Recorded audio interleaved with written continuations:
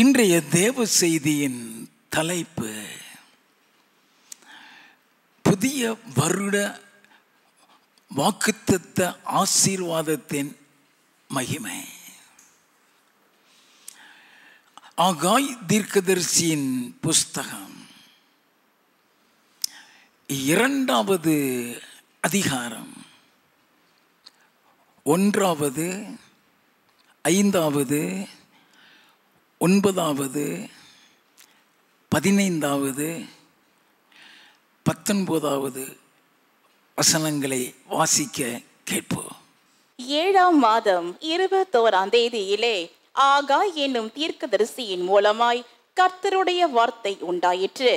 அவர், நீங்கள் எகிப்திலிருந்து புறப்படுகிற போது நான் உங்களோட உடன்படிக்கை பண்ணின வார்த்தையின்படியே என் ஆவியானவரும் உங்கள் நடுவில் நிலை கொண்டிருப்பார். பயப்படாதேயுங்கள். முந்தின ஆலயத்தின் மகிமையை பார்க்கிலும் இந்த பிந்தின ஆலயத்தின் மகிமை பெரிதா இருக்கும் என்று சேனைகளின் கர்த்தர் சொல்கிறார். இவ்விடத்தில் சமாதானத்தை கட்டளையிடுவேன் என்று சேனைகளின் கர்த்தர் உரைக்கிறார் என்று சொல் என்றார். இப்போதும் கர்த்தருடைய ஆலயத்தை கட்டும்படி ஒரு கல்லின் மேல் ஒரு கல் வைக்கப்பட்டது முதல் நடந்ததை உங்கள் மனதிலே சிந்தித்து பாருங்கள். களஞ்சியத்தில் இன்னும் விதை தானியம் உண்டோ? திராட்சை செடியும் அத்தி மரமும் மாதுளஞ்செடியும் ஒலிவ மரமும் கனி கொடுக்கவில்லையே. நான் இன்று முதல் உங்களை ஆசீர்வதிப்பேன் என்று சொல்லுகிறார் என்றான். தேவனாகிய கர்த்தர் நமக்கு இந்த 2025ஆம் ஆண்டிற்கு கொடுத்த ஆசீர்வாதத்தின் வாக்குத்தத்தமானது தேவனுடைய ஆலயத்தில் இருந்து தேவனுடைய மகிமை இறங்கும் போது கொடுக்கப்பட்ட ஒரு வாக்குத்தத்தம். ஆகாய் தீர்க்கதரிசியின் புஸ்தகம் 2வது அதிகாரம் 5வது வசனத்தில் தேவனாகிய கர்த்தர் சொல்லுகிறார், நீங்கள் எகிப்தில் இருந்து புறப்படுகிற போது நான் உங்களோட உடன்படிக்கை பண்ணின வார்த்தையின்படியே என் ஆவியானவரும் உங்கள் நடுவில் நிலை கொண்டிருப்பார். பயப்படாதேயுங்கள் என்றாரே. அந்த உடன்படிக்கையின் வார்த்தை என்ன? யாத்ராகமம் 29வது அதிகாரம் 43 முதல் 46 வசனங்களை வாசிக்க கேட்போம். அங்கே இஸ்ரவேல் புத்திரரை சந்திப்பேன்.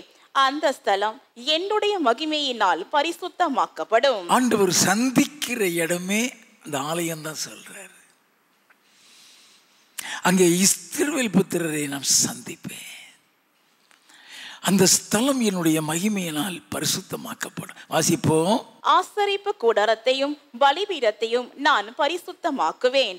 எனக்கு ஆசாரிய ஊழியம் செய்யும்படிக்கு ஆரோனையும் அவன் குமாரரையும் பரிசுத்தப்படுத்தி இஸ்ரவேல் புத்திரரின் நடுவே நான் வாசம் பண்ணி அவர்களுக்கு தேவனாயிருப்பேன். தங்கள் நடுவே நான் வாசம் பண்ணும்படி தங்களை எகிப்து தேசத்தில் இருந்து புறப்பட பண்ணின நான் தங்கள் தேவனாகிய கர்த்தர் என்று அவர்கள் அறிவார்கள். நானே அவர்கள் தேவனாகிய கர்த்தர். நல்ல கவனிங்க, முக்கியமான வசனங்க இது. இஸ்ரவேல் புத்திரரின் நடுவே நான் வாசம் பண்ணி அவர்களுக்கு தேவனாய். இதுதான் அவருடைய உடன்படிக்கையின் வார்த்தை. ஆண்டவர் நம் மத்தியில் இருந்துதான் நம்மளை நடத்துவார். தங்கள் நடுவே நான் வாசம் பண்ணி தங்களை எகிப்து தேசம் புறப்பட பண்ண நான் தங்கள் தேவனாய கர்த்தர் என்று அவர்கள் அறிவார்கள். நானே அவர்கள் தேவனாகிய கர்த்தர். தேவனாகிய கர்த்தர் இஸ்ரவேல் ஜனங்களை எகிப்தின் அடிமைத்தனத்தில் இருந்து மீட்டு வெளியே கொண்டு வரும் பொழுது பார்வோனிடம் சொல்லும்படியாக மோசேயிடம் சொன்னாரே, அதை வாசிப்போம். யாத்ராகமம் 4வது அதிகாரம் 22வது 23வது வசனங்கள். அப்பொழுது நீ பார்வோனோடே சொல்ல வேண்டியது என்னவென்றால், இஸ்ரவேல் என்னுடைய குமாரன், இஸ்ரவேல் என்னுடைய குமாரன், என் சேஷ்டபுத்திரன், என் சேஷ்டபுத்திரன், எனக்கு ஆராதனை செய்யும்படி என் குமாரனை அனுப்பிவிடு என்று கட்டளையிடுகிறேன். நல்ல கவனிங்க. ஆண்டவர் என் ஜனம் என்று சொல்லுகிறது மாத்திரம் அல்ல, என் குமாரன் என்றும் என் சேஷ்டபுத்திரன் என்றும் சொல்லுகிறார். நல்ல கவனிங்க. நம்ம நினைக்கலாம், எனக்கு யாருமே இல்லையே, நான் ஒரு அனாதையை போல இருக்கிறேனே, நான் தனியா இருக்கிறேனே. ஒரு நாள் அப்படி நினைக்காதீங்க. அவர் உங்களை அவருடைய ஜனமாக மாத்திரம் இல்ல, அவருடைய பிள்ளையாக வைத்திருக்கிறார். அல்லேலூயா. அவருடைய பிள்ளையாக அவர் வைத்திருக்கிறார். ஆண்டவர் சொல்லுகிறார், எதற்காக அந்த அடிமைத்தனத்தில் இருந்து மீட்டுக்கொண்டு வருகிறார்? எனக்கு ஆராதனை செய்யும்படி என் குமாரனை அனுப்பிவிடு. அவருக்கு ஆராதனை செய்கிறதற்கு தான். நல்லா கவனிக்க வேண்டாம். ஆராதனை செய்கிறதுக்கு தான் கொண்டு வந்தேன்னு சொன்னாரு. எதற்காக நம்மளை இவ்வளவு பேரையும் கூட்டி வந்திருக்கிறார்? அவருக்கு ஆராதனை செய்ய.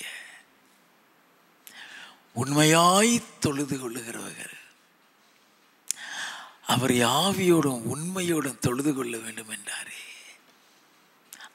அவர்களுக்குத்தான் இந்த வாக்குத்தத்தத்தை கொடுத்திருக்கிறார். நல்லா கவனித்துக் கொள்ள வேண்டும்.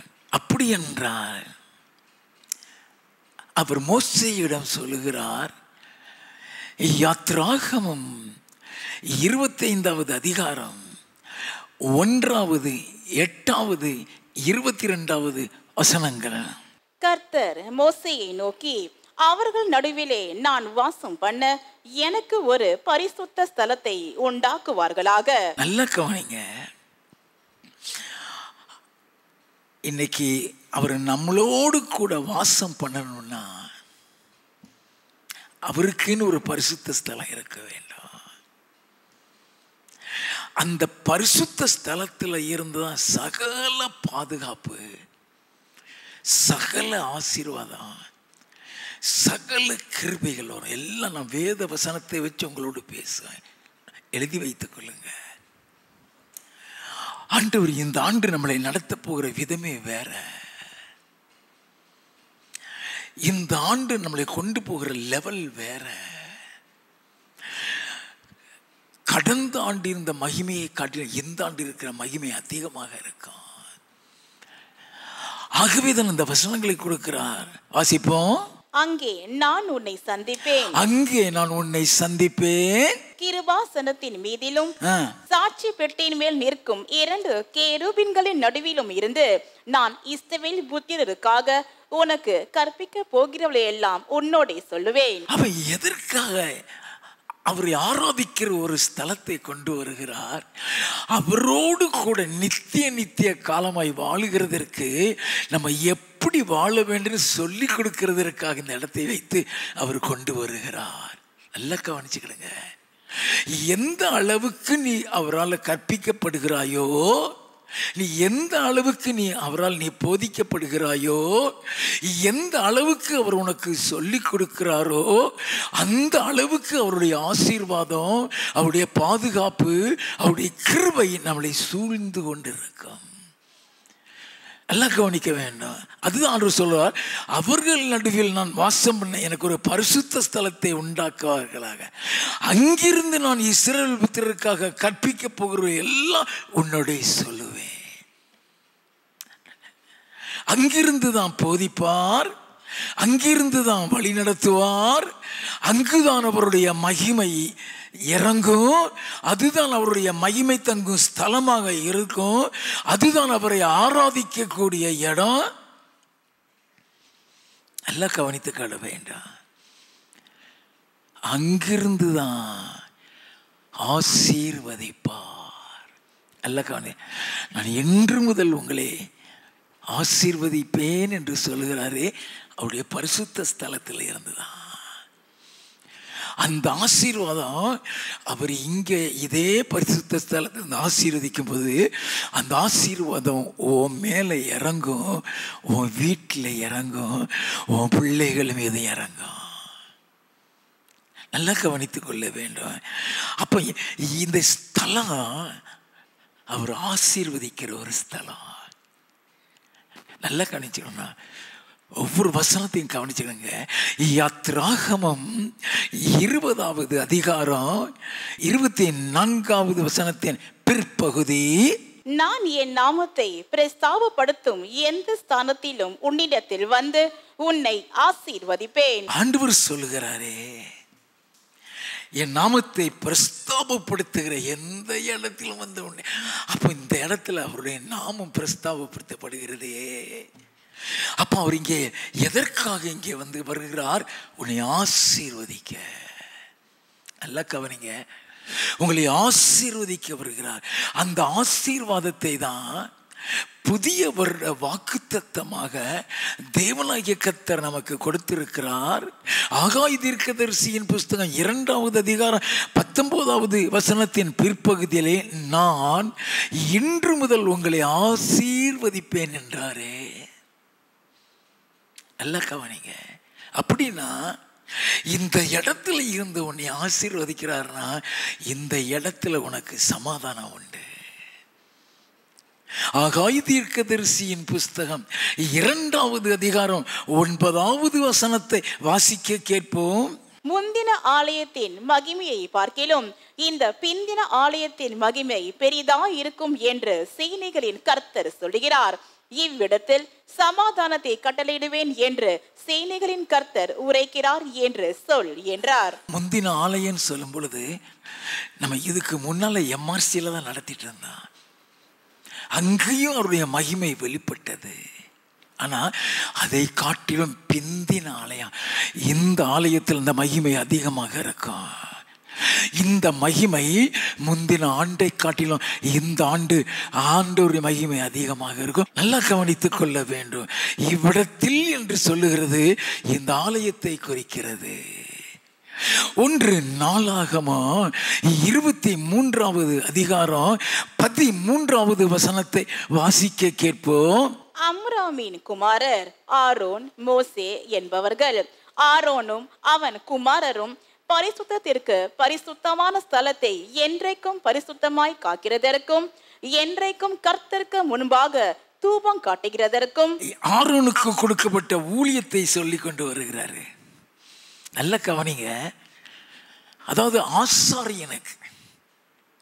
ஆசாரியனுக்கு ஆலயத்தில் அவர் கொடுக்கப்பட்ட ஊழியத்தை சொல்லி கொண்டு வருகிறார். ஆரோனும் அவன் குமாரரும் பரிசுத்தத்திற்கு பரிசுத்தமான ஸ்தலத்தை என்றும் பரிசுத்தமாய் காக்கிறது. முதல்ல இந்த ஆலயத்தை எப்போதும் பரிசுத்தமாக வைக்கக்கூடிய பொறுப்பு அவன் கையில் இருக்கு. நல்லா கவனிங்க, வாசிப்போம். அவருக்கு ஆராதனை செய்கிறதற்கு அதை தான் நம்ம ஒவ்வொரு ஞாயிற்றுக்கிழமையும் செய்து கொண்டிருக்கிறோம். வாசிப்போம். அவர் நாமத்திலே ஆசீர்வாதம் கொடுக்கிறதற்கும் அவருடைய நாமத்திலே ஆசீர்வாதம் கொடுக்கிறதற்கும். நல்ல கவனிங்க, ஆசீர்வாதம் கொடுக்கிறதுக்கு ஆசாரியனுக்கு அவர் கொடுத்த ஊழியத்தில் ஒன்று அவர்களை ஆசீர்வதிக்கிறது. நல்லா கவனிச்சுக்கணும். ஆசாரியனுக்கு அந்த ஊழியத்தை ஆசீர்வதிக்கிற ஊழியத்தை கொடுத்திருக்கிறாரு. உபாகமம் 21வது அதிகாரம் 5வது வசனம், உன் தேவனாகிய கர்த்தர் தமக்கு ஆராதனை செய்யவும் கர்த்தருடைய நாமத்திலே ஆசீர்வதிக்கவும் லேவியின் குமாரராகிய ஆசாரியரை தெரிந்து கொண்டபடியால். ஆசாரியர் எதுக்கு தெரிந்து கொண்டிருக்கிறாரா? கர்த்தருடைய நாமத்திலே ஆசீர்வதிக்கிறதுக்காக. ஆசீர்வதிக்கிறதுங்கிறது ஆசாரியன் கையில் கொடுக்கப்பட்ட ஊழியத்தில் ஒரு பகுதி. ஆசாரியன் வாயில இருந்து எப்போதும் ஆசீர்வாதமான வார்த்தைகள் வர வேண்டும். ஆசாரியனுடைய வாயிலிருந்து உங்களை ஆறுதல் படுத்துகிற வார்த்தைகள் வர வேண்டும். அதுக்கு தான் ஆசாரியன் எவ்வளவு காரியம் சொல்லிக் கொடுத்து கொண்டு வருகிறார். நல்லா தெரிந்து கொள்ள வேண்டும். அப்ப அந்த ஆசாரியனுக்காக எப்படி ஆசீர்வதிக்கணும்னு சொல்லி கொடுக்கிறாரு. மோசேட்ட அது ஆரோன்ட்டு சொல்லு, அவன் எப்படி ஆசீர்வதிக்கிறது கூட எப்படி ஆசீர்வதிக்கணும்னு சொல்லி கொடுக்கிறாரு. என் நாகமம் 6வது அதிகாரம் 22 இருந்து 27 வரை வாசிக்க கேட்போம். பின்னும் கர்த்தர் மோசேயை நோக்கி, நீ ஆரோனோடும் அவன் குமாரரோடும் சொல்ல வேண்டியது என்னவென்றால், நீங்கள் இஸ்ரவேல் புத்திரரை ஆசீர்வதிக்கும் போது அவர்களை பார்த்து சொல்ல வேண்டியதாவது, கர்த்தர் உன்னை ஆசீர்வதித்து உன்னை காக்க கடவர். கர்த்தர் தம்முடைய முகத்தை உன்மேல் பிரகாசிக்க பண்ணி உன்மேல் கிருபையாய் இருக்க கடவர். கர்த்தர் தம்முடைய முகத்தை உன்மேல் பிரசன்னமாக்கி உனக்கு சமாதானம் கட்டளையிட கடவர் என்பதே. இவ்விதமாய் அவர்கள் என் நாமத்தை இஸ்ரவேல் புத்திரர் மேல் கூற கடவர்கள். அப்பொழுது நான் அவர்களை ஆசீர்வதிப்பேன் என்று சொல் என்றார். ஆண்டவர் சொன்னாரே, ஆசாரியனை பார்த்து சொல்றாரு, இப்படி சொல்லு, அப்ப நான் ஆசீர்வதிப்பேன். அவர் எப்படி ஆசீர்வதிப்பாராம் தெரியுமா? நம்ம அதையும் தெரிந்து கொள்ள வேண்டும். இறங்கி வந்து தான் ஆசீர்வதிப்பாரு. இப்படி ஆசீர்வதிங்க சொல்றாரு. அவர் சொன்னது மாதிரி ஆசீர்வதிக்கும் பொழுது அவர் எப்படி ஆசீர்வதிக்கிறாரு? லேவியராகமம் 9வது அதிகாரம் 22வது 23வது வசனங்கள். பின்பு ஆரோன் ஜனங்களுக்கு நேராக தன் கைகளை உயர்த்தி அவர்களை ஆசீர்வதித்து தான் பாவ நிவாரண பலியையும் சர்வாங்க தகன பலியையும் சமாதான பலிகளையும் செலுத்தின இடத்தில் இருந்து இறங்கினான். பின்பு மோசேயும் ஆரோனும் ஆசரிப்பு கூடாரத்திற்குள் பிரவேசித்து வெளியே வந்து ஜனங்களை ஆசீர்வதித்தார்கள். அப்பொழுது கர்த்தருடைய மகிமை சகல ஜனங்களுக்கும் காணப்பட்டது. What does it mean? கர்த்தருடைய மகிமை சகல ஜனங்களுக்கும் காணப்பட்டது. அவருடைய மகிமை காணப்பட்டதுன்னா அவர் இறங்கி வந்து ஆசீர்வதிக்கிறார் அர்த்தம்.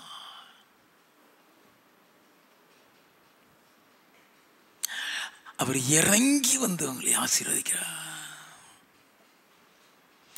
தேவனாகிய கர்த்தர் மோசேயிடம் சொன்ன அந்த 3 ஆசீர்வாதங்களும் இன்று முதல் நான் உங்களை ஆசீர்வதிப்பேன் என்று சொன்னாரே, அந்த ஆசீர்வாதத்தில் அடங்கி இருக்கிறது. எல்லாம் கவனிக்க வேண்டும்.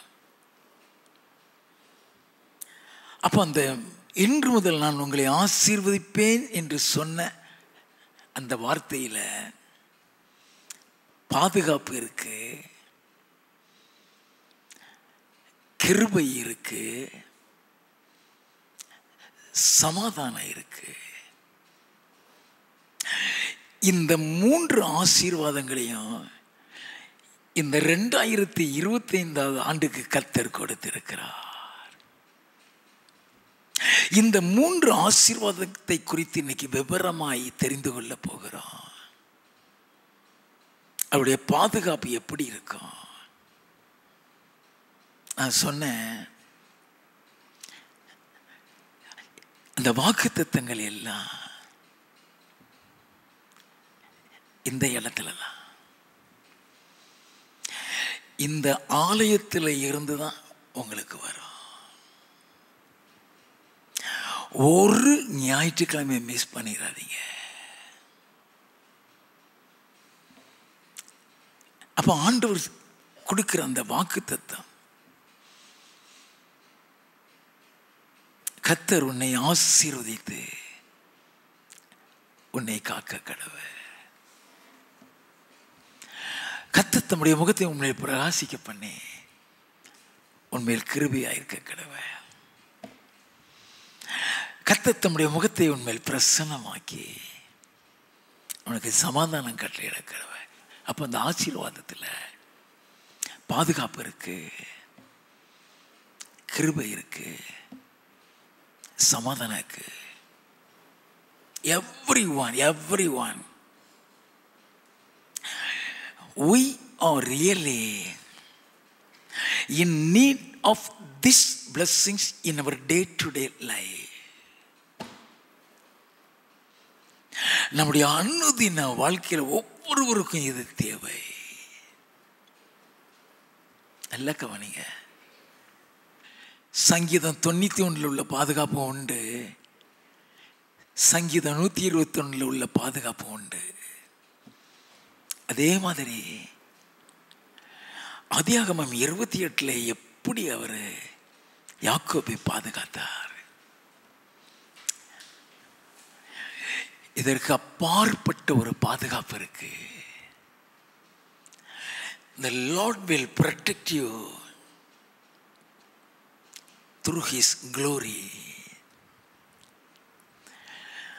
அவருடைய மகிமையில பாதுகாக்கிற பாதுகாப்பு இருக்கு. நல்லா கவனித்துக் கொள்ள வேண்டும். அவர் பாதுகாக்கிறாருன்னா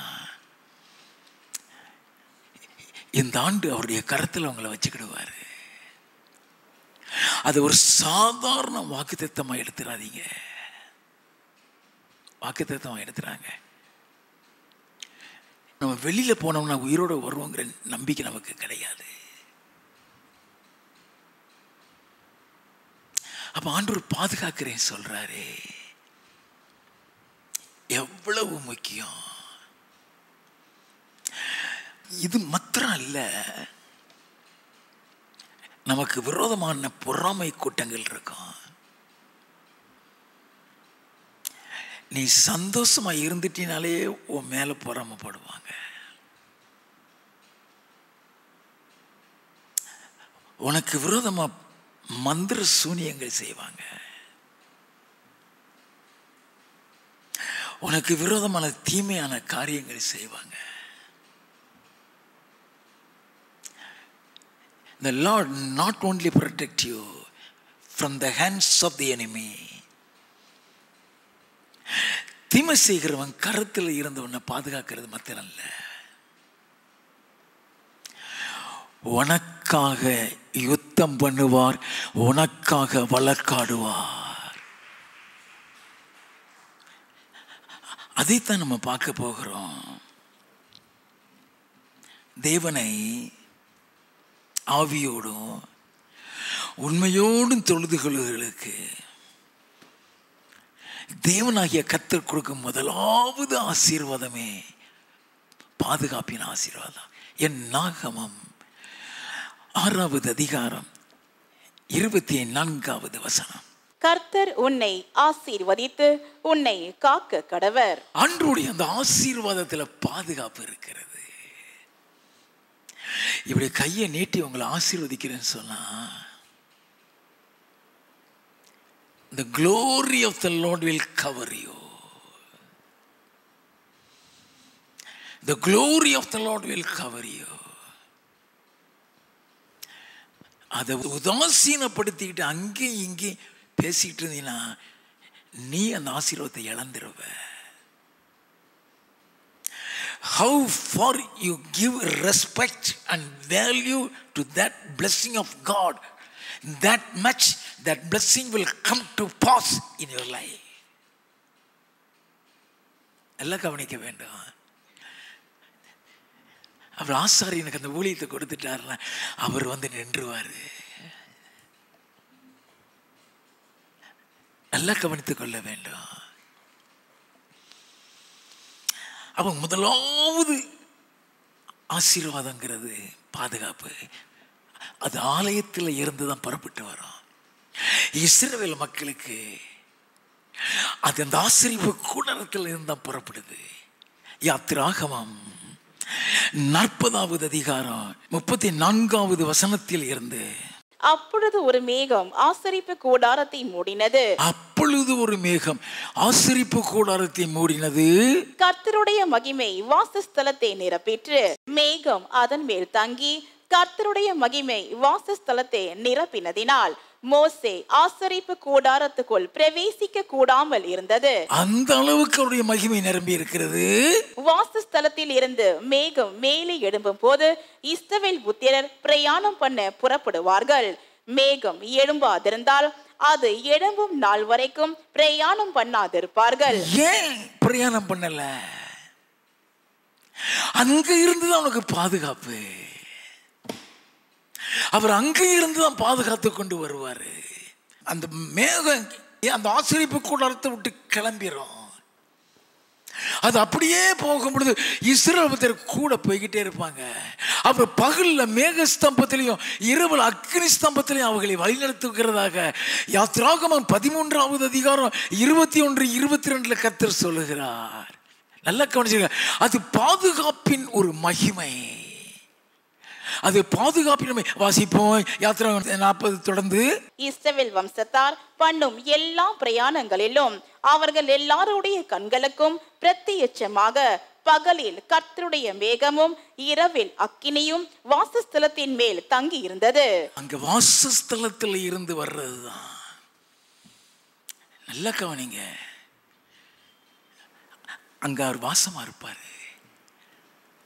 அவருடைய மகிமை அங்க இருக்கும். தேவனுடைய மகிமை ஆலயத்திலிருந்து புறப்பட்டு வந்து அவர்களை பாதுகாக்குது. இஸ்ரவேல் ஜனங்கள் எகிப்தின் அடிமைத்தனத்தில் இருந்து மீட்கப்பட்டு வெளியே வந்து சிவந்த சமுத்திரத்தண்டை சேரும் பொழுது, நல்ல கவனிங்க, பார்வோன் எகிப்தில் உள்ள சகல ரதங்களோடும் குதிரைகளோடும் சேனைகளோடும் குதிரை வீரர்களோடும் இஸ்ரவேலரை விரட்டி கொண்டு வருகிறான். சிவந்த சமுத்திரத்தில் வந்து நிற்கிறாங்க. அவன் வர்றதை பார்த்து பயந்து கர்த்தரை நோக்கி கூப்பிடுறாங்க. அப்ப அவர் எப்படி பாதுகாத்தார்? The Lord had protected them through his glory. நல்லா கவனிங்க. எப்படி யாத்ராகமம் 14வது அதிகாரம் 10வது வசனம். பார்வோன் சமீபித்து வருகிற போது இஸ்ரவேல் புத்திரர் தங்கள் கண்களை ஏறெடுத்து பார்த்து எகிப்தியர் தங்களுக்கு பின்னே வருகிறதை கண்டு மிகவும் பயந்தார்கள். அப்பொழுது இஸ்ரவேல் புத்திரர் கர்த்தரை நோக்கி கூப்பிட்டார்கள். கர்த்தரை நோக்கி கூப்பிட்டார்கள். 13வது வசனம். அப்பொழுது மோசே ஜனங்களை நோக்கி, பயப்படாதிருங்கள், பயப்படாதிருங்கள், நீங்கள் நின்று கொண்டு இன்றைக்கு கர்த்தர் உங்களுக்கு செய்யும் ரட்சிப்பை பாருங்கள், ரட்சிப்பை பாருங்கள். இன்றைக்கு நீங்கள் காண்கிற எகிப்தியரை இனி என்றைக்கும் காண மாட்டீர்கள். நல்ல கவனிங்க. இன்றைக்கு காண்கிற எகிப்தியரை என்றைக்கு காண மாட்டேன். நீ கடந்து வந்த பாதைகள் முடிந்தது. இந்த 2025வது ஆண்டு ஒரு புதிய பாதைக்குள்ள போகிற உன் கண்ணீரின் வாழ்க்கை, உன் கவலையின் வாழ்க்கை முடிந்தது. இன்றைக்கு காண்கிற எகிப்தியனை என்னைக்கு காண மாட்டீர்கள். வாசிப்போம். கர்த்தர் உங்களுக்காக யுத்தம் பண்ணுவார், கர்த்தர் உங்களுக்காக யுத்தம் பண்ணுவார், நீங்கள் சும்மா இருப்பீர்கள் என்றான். நீங்க சும்மா இருப்பீங்க. நல்லா கவனிக்க வேண்டும். ஆண்டவர் உங்களை எப்படி ப்ரொடெக்ட் பண்ணுகிறார் அதை நம்ம கவனிக்க வேண்டும். அவன் இராணுவம் வந்துட்டு பக்கத்தில் நெருங்கிட்டாங்க. அதை கண்டு அலறாங்க இஸ்ரவேல் மக்கள். மகிமை இறங்குது. 19வது வசனத்தில் இருந்து. அப்பொழுது இஸ்ரவேலரின் சேனைக்கு முன்னாக நடந்த தேவதூதனானவர் விலகி அவர்களுக்கு பின்னாக நடந்தார். அவர்களுக்கு முன் இருந்த மேகஸ்தம்பமும் விலகி, அவர்களுக்கு முன் இருந்த மேகஸ்தம்பமும் விலகி அவர்கள் பின்னே நின்றது, அவர்கள் பின்னே நின்றது. அது எகிப்தியரின் சேனையும் இஸ்ரவேலரின் சேனையும் ரா முழுதும் ஒன்றொன்று சேராதபடி அவைகள் நடுவில் வந்தது. பக்கத்துல நெருங்க விடல. அதான் பாதுகாப்பு. பக்கத்துல நல்ல கவனி. எப்பொழுதுமே அந்த மகிமைக்குள்ள இருங்க. உனக்கு சூனியம் செஞ்சா கூட பாதிக்காது. எப்பொழுதுமே மகிமைக்குள்ள இரு. When you walk through, that glory will follow you. That glory will follow you. அவர் கூட வருவார். The glory will follow you. The glory will follow you. அவருக்கு பிரியமா நடங்க. உங்க எல்லாரும் கூட இருப்பார். இன்னைக்கு கொடுத்த செய்தியின்படி நீங்க விசுவாசி இல்லை, அவருடைய பிள்ளை. அவருடைய பிள்ளை. அதை நான் இன்னும் கொஞ்சம் கூட்டி சொல்லுவேன்னு சொன்னா, அவர் உங்களை அவருடைய செல்ல பிள்ளையாய் வைத்திருக்கிறார் ஐயா. நல்லா கவனித்துக்கொள்ள. அப்போ அவர் உங்களை பாதுகாக்காமல் விடுவாரா? அது ரெண்டும் பக்கத்தில் வர முடியாதபடிக்கு கர்த்தருடைய மகிமை மறைத்து கொண்டிருக்கிறது. வாசிப்போம். எகிப்தியருக்கு அது மேகமும் அந்தகாரமுமாயிருந்தது, இஸ்ரவேலருக்கோ அது இரவை வெளிச்சமாக்கிற்று. மோசே தன் கையை சமுத்திரத்தின் மேல் நீட்டினான். அப்பொழுது கர்த்தர் ராம் முழுதும் பலத்த கீழ்காற்றினால் சமுத்திரம் உதவும்படி செய்து அதை வறண்டு போக பண்ணினார். ஜலம் பிளந்து பிரிந்து போயிற்று. இஸ்ரவேல் புத்திரர் சமுத்திரத்தின் நடுவாக வெட்டாந்தரையிலே நடந்து போனார்கள். அவர்கள் வலது புறத்திலும் அவர்கள் இடது புறத்திலும் ஜலம் அவர்களுக்கு மதிலாக நின்றது. அவர்களுக்கு பாதுகாப்பு,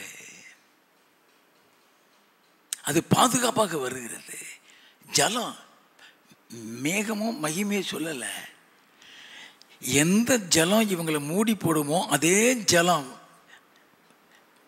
சுவரம் மாறிடுச்சு.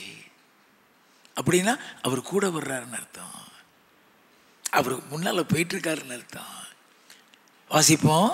அப்பொழுது எகிப்தியர் அவர்களை தொடர்ந்து பார்வோனுடைய சகல குதிரைகளோடும் ரதங்களோடும் குதிரை வீரரோடும் அவர்கள் பிறகாலை சமுத்திரத்தின் நடுவே பிரவேசித்தார்கள். சமுத்திரத்தின் நடுவே பிரவேசித்தார்கள். கிழக்கு வெளுத்து வரும் ஜாமத்தில் கர்த்தர் அக்கினியும் மேகமுமான ஸ்தம்பத்திலிருந்து எகிப்தியரின் சேனையை பார்த்து அவர்கள் சேனையை கலங்கடித்து, அந்த மகிமை, அக்கினியும் மேகம் சொன்ன மகிமை கலங்கடிக்கிறார். வாசிப்போம்.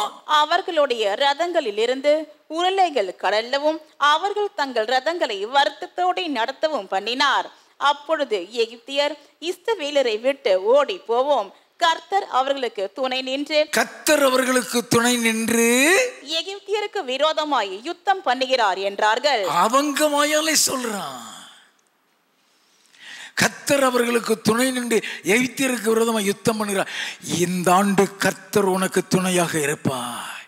இந்த ஆண்டு கர்த்தர் உனக்கு துணையாக இருப்பார். நல்லா கவனிச்சுக்கிடுங்க. அதனாலதான் அந்த ஆசீர்வாதம். never miss the blessing of God. Every Sunday, never miss the blessing of God. வாசிப்போம். கர்த்தர் மோசேயை நோக்கி, ஜலம் எகிப்தியர் மேலும் அவர்களுடைய ரதங்கள் மேலும் அவர்களுடைய குதிரை வீரர் மேலும் திரும்பும்படிக்கு உன் கையை சமுத்திரத்தின் மேல் நீட்டு என்றார். அப்படியே மோசே தன் கையை சமுத்திரத்தின் மேல் நீட்டினான். விடியற் காலத்தில் சமுத்திரம் பலமாய் திரும்பி வந்தது. எகிப்தியர் அதற்கு எதிராக ஓடும் போது கர்த்தர் அவர்களை கடலின் நடுவே கவிழ்த்து போட்டார். நல்லா கவனிங்க. அவ்வளவு வரும் காலே எது இவங்களுக்கு மதிலா இருந்ததோ அந்த மதில் அவங்களை மூடி போட்டுருச்சு. வாசிப்போம். ஜலம் திரும்பி வந்து ரதங்களையும் குதிரை வீரரையும் அவர்கள் பின்னாக சமுத்திரத்தில் பிரவேசித்திருந்த பார்வோனுடைய ராணுவம் அனைத்தையும் மூடி கொண்டது. நல்லா கவனிக்க, எல்லாத்தையும் காலி பண்ணிருச்சு. இன்று கண்ட எகிப்தியனை என்னை காண மாட்டேன்னு சொன்னாரு. நீங்க 2 நாளாகமா 20வது அதிகாரத்தை போய் வாசித்து பாருங்க. 1வது வசனத்தில் இருந்து 22வது வசனம் வரைக்கும் யோசபாத்துக்கும் இதே மாதிரிதான் பயந்து ஆண்டவரை நோக்கி கூப்பிட்டான். அவர்களுக்கு முன்னால் நிக்க எனக்கு பலம் இல்லை ஆண்டவரே. அங்கேயும் கர்த்தர் இறங்கி வந்து வாக்குத்தத்தம் கொடுக்கிறாரு. போங்க, இந்த யுத்தம் உங்களுடையது இல்லை, இந்த யுத்தம் கர்த்தருடையது. அவர் யுத்தம் பண்ணுவார். அதே மாதிரி விரோதி ஒருத்தன் கூட உயிரோட இல்லை. அவனிலே ஒருத்தன் வெட்டி சேர்த்தே போயிட்டான். இந்த பாதுகாப்பு இஸ்ரேல் மக்களுக்கு எப்படி கிடைத்தது? நம்மளுடைய மேகம் அவளுடைய மகிமை அவளை சூழ்ந்திருந்தது சொன்னேன். வசனம் என்ன சொல்லுகிறது? ஆகாய் தீர்க்கதரிசியின் புஸ்தகம் 2வது அதிகாரம் 5வது வசனம். நீங்கள் எகிப்தில் இருந்து புறப்படுகிற போது, எகிப்தில் இருந்து புறப்படுகிற பொழுது நான் உங்களோட உடன்படிக்கை பண்ணின வார்த்தையின்படியே என் ஆவியானவரும் உங்கள் நடுவில் நிலை கொண்டிருப்பார். ஆவியானவரும் உங்கள் நடுவில் நிலை கொண்டிருப்பார்.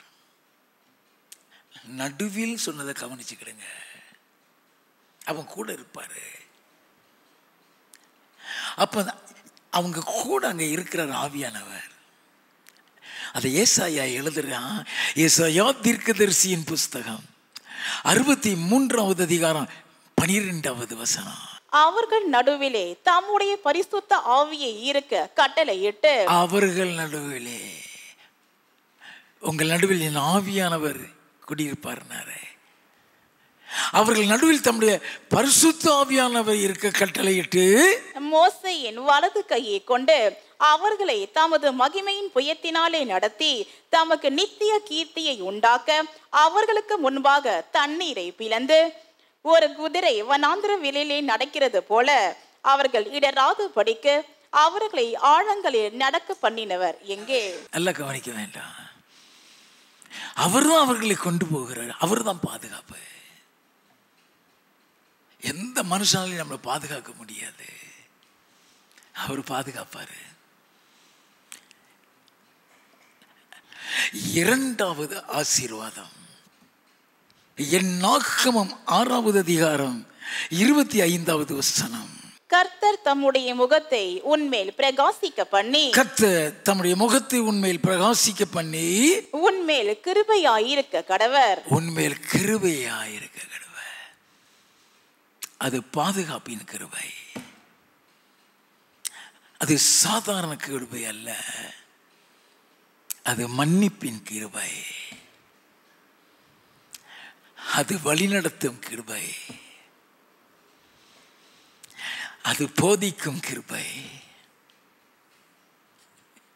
நமக்கு தெரியாது இல்லையா? அந்த கிருபையை தெரிந்து கொள்ள வேண்டும்.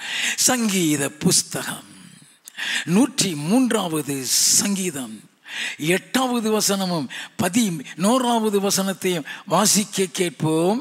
கர்த்தர் உருக்கமும் இரக்கமும் நீடிய சாந்தமும் மிகுந்த கிருபையும் உள்ளவர். கர்த்தர் உருக்கமும் இரக்கமும் நீடிய சாந்தம் மிகுந்த கிருபை. அந்த கிருபையில அவருடைய இரக்கம் அடங்கி இருக்கு.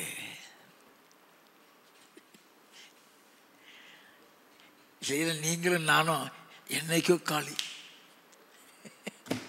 என்னைக்கோ காலி. நம்ம அந்த கிருபை பத்தி நமக்கு தெரியாதே. வாசிமா 11வது வசனம். பூமிக்கு வானம் எவ்வளவு உயரமாய் இருக்கிறதோ அவருக்கு பயப்படுகிறவர்கள் மேல் அவருடைய கிருபையும் அவ்வளவு பெரிதாயிருக்கிறது. கொஞ்சோண்டு கிருபை இல்ல, நீ நினைத்து பார்க்காத கிருபை. 3வது வசனத்தில் இருந்து 5வது வசனம் வரை. அவர் உன் அக்கிரமங்களை எல்லாம் மன்னித்து உன் நோய்களை எல்லாம் குணமாக்கி உன் பிராணனை அழிவுக்கு விலக்கி மீட்டு உன்னை கிருபையினாலும் இரக்கங்களினாலும் முடிசூட்டி நன்மையினால் உன் வாயை திருப்தியாக்குகிறார். கழுகுக்கு சமானமாய் உன் வயது திரும்ப வாழ வயது போலாகிறது. அந்த கிருபை கழுகுக்கு சமானமாய் உன் வயது திரும்ப வாழ வயது போலாகும். அதுதான் கிருபை. உன் வயது திரும்ப வாழ வயது போலாகுன்னு சொன்னா ஒரு வசனம் போய் கிடையாது. Never, never, never confess your sicknesses.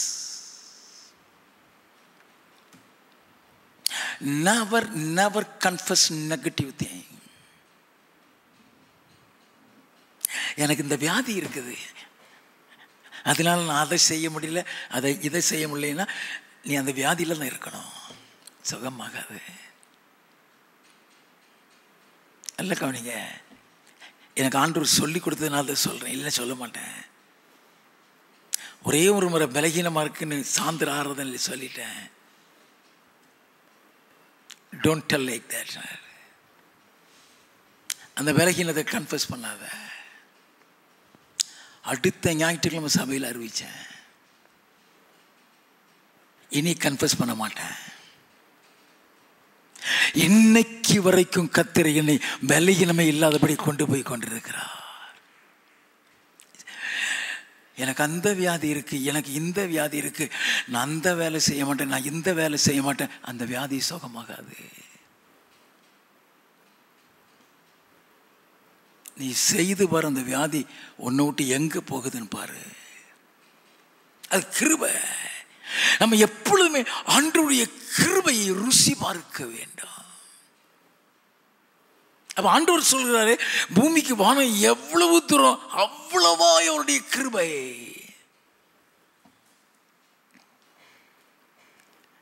உன் அக்கிரமங்களை எல்லாம் மன்னித்து உன் நோய்களை எல்லாம் குணமாக்குறேன்னு சொல்றாரு. அப்போ அந்த கிருபையில மன்னிப்பு உண்டு.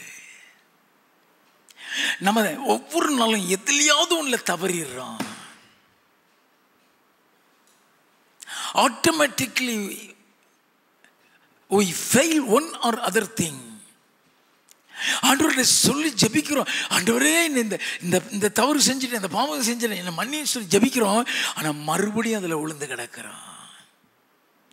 அதில் உழாம இருக்கிறதுக்கு தான் கிருபையை கேட்க வேண்டாம். ஆண்டவரே அதில் உழாம இருக்கிறதுக்கு எனக்கு கிருபை தாங்க. உன் மாமிசத்தில் வெளியே வர முடியாது, அவருடைய கிருபையில் தான் வர முடியும். அதுக்கு தான் கிருபை. நீ ரட்சிக்கப்படலாம், நீ சாகிறது வரைக்கும் நிலைச்சிருக்கணும்னா கிருபை.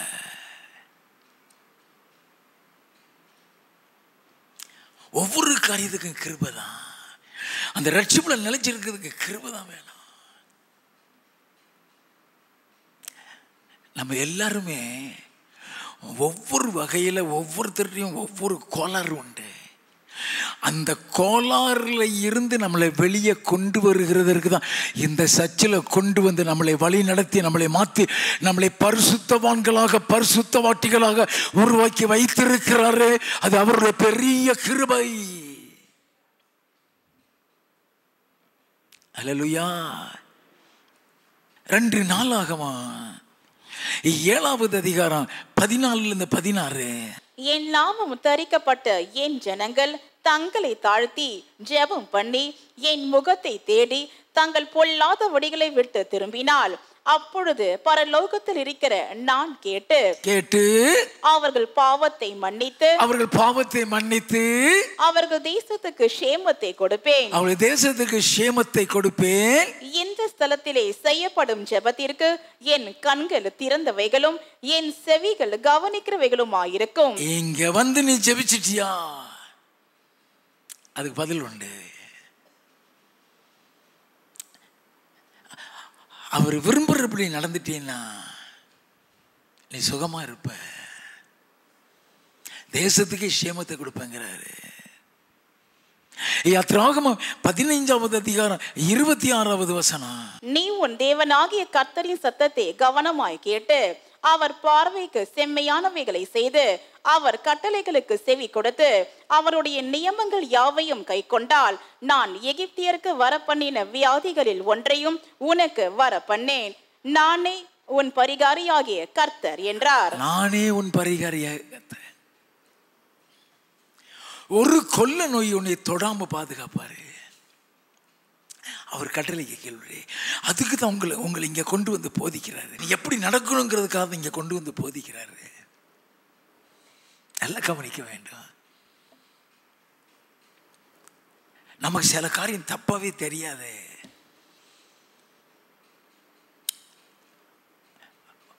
உண்ட குற்றத்தை கண்டுபிடிக்க பிசாசு கண்ணுல விளக்கணை ஊத்திட்டு பார்த்துட்டு இருப்பான். நம்மளா விரும்பி எந்த காரியம் செய்ய முடியாது. அவருடைய கிருபை இருந்தால் தான் செய்ய முடியும். அதுக்கு தான் அந்த கிருபை அவர் இந்த புது வருடத்தில் கொடுக்குறாரே, அந்த கிருபை நம்மளை பாதுகாக்கும். யோனாவை ஏன் நினைவேக்கு அனுப்புனாரு? நினைவே அழியறதுக்கு இல்லை. நினைவே அவருடைய கிருபைனா என்ன? கர்த்தர் உருக்கமும் இரக்கமும் நீடிய சாந்தம் மிகுந்த தயவு உள்ளவர் சொல்லப்பட்டிருக்கிறது. அவர் கிருபை உள்ளவர் என்று எழுதப்பட்டிருக்கிறது. அந்த கிருபை என்ன? யோனாவின் புஸ்தகம் 3வது அதிகாரம் 1வது 2வது 4வது 10வது. 2ஆம் தரம் கர்த்தருடைய வார்த்தை யோனாவுக்கு உண்டாகி, அவர், நீ எழுந்து மகா நகரமாகிய நினிவேக்கு போய் நான் உனக்கு கற்பிக்கும் வார்த்தையை அதற்கு விரோதமாய் பிரசங்கி என்றார். யோனா நகரத்தில் பிரவேசித்து 1 நாள் பிரயாணம் பண்ணி இன்னும் 40 நாள் உண்டு. அப்பொழுது நினிவே கவிழ்க்கப்பட்டு போம் என்று கூறினான். அவர்கள் தங்கள் பொல்லாத வழியை விட்டு திரும்பினார்கள் என்று தேவன் அவர்களுடைய கிரியைகளை பார்த்து தாம் அவர்களுக்கு செய்வேன் என்று சொல்லி இருந்த தீங்கை குறித்து மனஸ்தாபப்பட்டு அதை செய்யாதிருந்தார். அதுதான் அவர் கர்த்தர் உருக்கமும் இரக்கமும் கிருபையும் மிகுந்த தயவும் உள்ளவர். 1,20,000 பேரை காப்பாத்தினாரு. நல்ல கவனிங்க. அந்த கிருபையில தான் இன்னைக்கு நீங்கள் நானும் உயிரோட இருக்கோம். நம்ம எவ்வளவு தப்பு செய்கிறோம். நம்ம தப்பு செய்கிறதுனால அவர் என்ன செய்கிறார்? எப்படி நம்முடைய பாவத்தை பிதா மன்னிக்கிறார். அது யாருக்காவது தெரியுமா? ஐயா, ஒரே ஒரு கோராக மோசைக்கு விரோதமா பேசும்போது பூமி விழுங்கிய போட்டு, கூட பிறந்த மிரியாம் பேசணும் குஷ்டரோகியாவே மாறிட்டா. இன்னைக்கு நாம ஏன் அழியாம இருக்கிறோம்? எதனால அழியாம இருக்கிறோம்? அந்த ரகசியத்தை நம்ம தெரிஞ்சுக்கிடணும். 1 யோவானின் புஸ்தகம் 2வது அதிகாரம் 1வது 2வது வசனங்கள். என் பிள்ளைகளே, நீங்கள் பாவம் செய்யாதபடிக்கு இவைகளை உங்களுக்கு எழுதுகிறேன். ஒருவன் பாவம் செய்வானானால் நீதிபரராய் இருக்கிற இயேசு கிறிஸ்து நமக்காக பிதாவினிடத்தில் பரிந்து பேசுகிறவராயிருக்கிறார். அதுக்கு தான் கிருபை. அதுக்கு பேரு தான் கிருபை. அவர் பரிந்து பேசலன்னு அவன் அன்னைக்கு அவுட் ஆயிருவான். அவன் காலி ஆயிடுவான். நல்ல கவனிங்க. நம்ம செய்கிற ஒவ்வொரு தப்புக்காகவும் ஆண்டவரே இந்த ஒரு வருஷம் அவர் பரிந்து பேசி கொண்டிருக்கிறாரு. அதுக்கு பேரு கிருபை. யாத்திராகமம் 33வது அதிகாரம் 12வது வசனத்தில் இருந்து வாசிப்போம். மோசே கர்த்தரை நோக்கி, தேவரீர் இந்த ஜனங்களை அழைத்து கொண்டு போ என்று சொன்னீர். ஆகிலும் என்னோடே கூட இந்நாரை அனுப்புவேன் என்பதை எனக்கு நீர் அறிவிக்கவில்லை. என்றாலும் உன்னை பேர் சொல்லி அழைத்து அறிந்திருக்கிறேன் என்றும் என் கண்களில் உனக்கு கிருபை கிடைத்தது என்றும் தேவரீர் சொன்னதுண்டே. உம்முடைய கண்களில் இப்பொழுது எனக்கு கிருபை கிடைத்ததானால் நான் உம்மை அறிவதற்கும் உம்முடைய கண்களில் எனக்கு கிருபை கிடைப்பதற்கும் உம்முடைய வழியை எனக்கு அறிவியும். உம்முடைய வழியை அறிவிய ஆண்டவரே. அவர் சொல்லி கொடுப்பாருங்க. உங்களுக்கும் எனக்கும் தெரியாத எவ்வளவோ சத்தியத்தை இங்க சொல்லிக் கொடுக்கிற கிருபைங்க. அது நமக்கு கிடைக்கப்பட்ட பெரிய சாக்கியம். உம்முடைய வழிகளை எனக்கு அறிவியுங்கிறான். வாசிப்போம். இந்த ஜாதி உம்முடைய ஜனம் என்று நினைத்தருளும் என்றான். அதற்கு அவர், என் சமூகம் உனக்கு முன்பாக செல்லும், நான் உனக்கு இளைப்பாறுதல் தருவேன் என்றார். அந்த இளைப்பாறுதல் பரலோகத்தில். நல்லா கவனிக்க வேண்டாம். நம்ம அதை வாசிக்கிறோம்னா வெளிப்படுத்தல் 13-14 வாசித்துக்கிடலாம். எபிரேயர் 4வது அதிகாரம் 9ல் இருந்து 11 வாசித்துக்கிடலாம். நேரம் இல்லாதனால வாசிக்கல. அது இளைப்பாறுதல். அந்த இளைப்பாறுதலை குறித்து மோசேக்கு சொல்லியிருப்பாரு. நீ சமாதானத்தோடு உன் பிதாக்களத்தில் சேர்வ. அது ஆசீர்வாதத்தில் ஒன்று. அப்ப ஆண்டவருடைய கிருபை, அந்த கிருபை வாசிப்போம். அப்பொழுது அவன் அவரை நோக்கி, உம்முடைய சமூகம் என்னோட கூட செல்லாமற் போனால் எங்களை இவ்விடத்தில் இருந்து கொண்டு போகாதிரும். எனக்கும் உமது ஜனங்களுக்கும் உம்முடைய கண்களிலே கிருபை கிடைத்ததென்பது எதினால் அறியப்படும்? நீர் எங்களோட வருவதினால் அல்லவா? இப்படியே பூமியின் மேலுள்ள ஜனங்கள் எல்லாரிலும் நானும் உம்முடைய ஜனங்களும் விசேஷித்தவர்கள் என்று விளங்கும் என்றான். இந்த ஆண்டு நிரூபிச்சு காட்டுவாரு. You are a special people. You are a special people. எல்லாராலையும் புறக்கணிக்கப்பட்டிருப்போம், எல்லாராலும் ஒதுக்கப்பட்டிருப்போம். அப்படிப்பட்டவங்களை தான் இங்கே கொண்டு வந்து இருக்கிறார் ஐயா. அப்படிப்பட்டவங்களை தான் இங்கே கொண்டு வந்து அவரே உங்களுக்கு தகப்பனாக, அவரே உங்களுக்கு மேய்ப்பனாக இருந்து நடத்தி கொண்டு வருகிறாரே. எத்தனை பெரிய ஸ்லாக்கியம்! அது கிருபை. போகட்டும். கடைசியாக மூன்றாவது ஆசீர்வாதம் சமாதானம். என் நாகமம் 6வது அதிகாரம் 26வது வசனம்.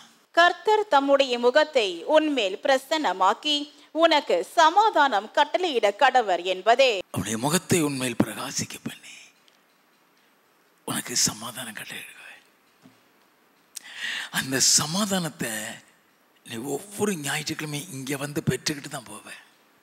நீ வெறுமையாக போக மாட்ட. நீ உடஞ்சி வரலாம், நீ மன நொறுங்கி வரலாம். But when you return back, you will go in peace. வாசிப்போமா? ஆகாய் தீர்க்கதரிசியின் புஸ்தகம் 2வது அதிகாரம் 9வது வசனம். முந்தின ஆலயத்தின் மகிமையை பார்க்கிலும் இந்த பிந்தின ஆலயத்தின் மகிமை பெரிதா இருக்கும் என்று சேனைகளின் கர்த்தர் சொல்கிறார். இவ்விடத்தில் சமாதானத்தை கட்டளையிடுவேன் என்று சேனைகளின் கர்த்தர் உரைக்கிறார் என்று சொல் என்றார். ஆலயத்தில் சமாதானம். ஒரு சண்டே நீ வராமல் இருந்துட்டீங்க, அந்த வாரமே உனக்கு சமாதானமா இருக்காது. நீ அதை அனுபவிச்சிருப்ப, நீ பார்த்திருப்ப. சங்கீதக்காரன் சொல்றான், சங்கீதம் 122வது சங்கீதத்தில் 1வது வசனமும் 7வது வசனமும், கர்த்தருடைய ஆலயத்திற்கு போவும் வாருங்கள் என்று எனக்கு அவர்கள் சொன்ன போது மகிழ்ச்சியாயிருந்தேன். ஆலயத்துக்கு போகிறது அத்தனை மகிழ்ச்சி. வாசிப்போம். உன் அலங்கத்திற்குள்ளே சமாதானமும் உன் அரமனைகளுக்குள்ளே சுகமும் இருப்பதாக. அந்த ஆலயத்தின் மூலமாக அந்த சமாதானத்தை கொடுக்கிறாரு.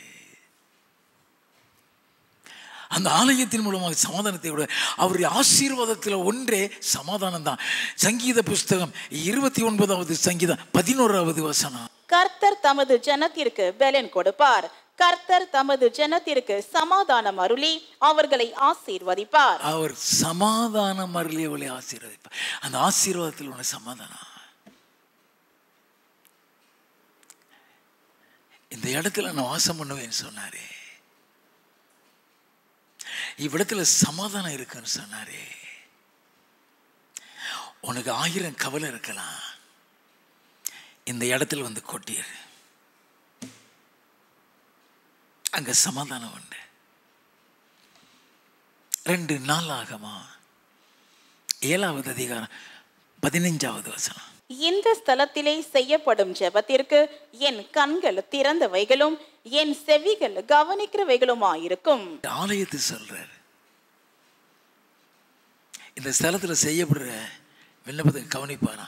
1 சாமுவேல் 1வது அதிகாரத்தில் அன்னாளை குறித்து சொல்லப்பட்டிருக்கிறது. 6வது 7வது வசனம் உடஞ்சி காணப்படுறா. 10வது வசனத்தை ஆலயத்தில் போய் அழுது அழுது அழுது அழுது அவர் சமூகத்தில் அவர் இருதயத்தை கொட்டுறா. அது அந்த ஆசாரியன்ட்டு சொல்றா. 15வது வருஷத்தை என் இருதயத்தை கர்த்தருடைய சமூகத்தில் கொட்டிட்டேன். நல்லா கவனிங்க. அவரை ஆசீர்வதிப்பாங்க. சமாதானத்தோட போமா, கர்த்தர் கூட இருப்பார். உன் விண்ணப்பத்தின்படி கர்த்தர் செய்வாருங்க. 1 சாமுவேல் 1வது அதிகாரம் 18வது வசனம் வாசிங்க. அப்பொழுது அவள், உம்முடைய அடியாளுக்கு உம்முடைய கண்களிலே தயை கிடைக்க கடவுது என்றால், பின்பு அந்த ஸ்திரீ புறப்பட்டு போய் போஜனம் செய்தால், அப்புறம் அவள் துக்க முகமாய் இருக்கவில்லை. ஆலயத்தில் வந்து அழுதுட்டியா? ஆலயத்தில் வந்து உன் கவலையை கொட்டிட்டியா? நீ சமாதானமாயிருவ. அந்த ஆசீர்வாதம் அங்கே வணங்க அந்த ஆலயத்தில் கொடுக்குறாரு. அதில் அந்த பிலிப்பியரின் புத்தகம் 4வது அதிகாரம் 6வது 7வது வசனத்தில், நீங்கள் ஒன்றுக்கும் கவலைப்படாமல் எல்லாவற்றையும் குறித்து உங்களுடைய விண்ணப்பங்களை ஸ்தோத்திரத்தோடு கூடிய ஜெபத்தினாலும் வேண்டுதலினாலும் தேவனுக்கு தெரியப்படுத்துங்க. அப்பொழுது எல்லா புத்திக்கும் மேலான தேவ சமாதானம் உங்களுடைய இருதயத்தையும் உங்களுடைய சிந்தைகளையும் கிறிஸ்து இயேசுவுக்குள்ளாக காத்துக்கொள்ளும் என்று தானே எழுதப்பட்டிருக்கிறது. அதுக்கு தான் ஆலயம். ஒன்றுக்கு கவலைப்படாதீங்க. அல்லேலூயா. போகட்டும்.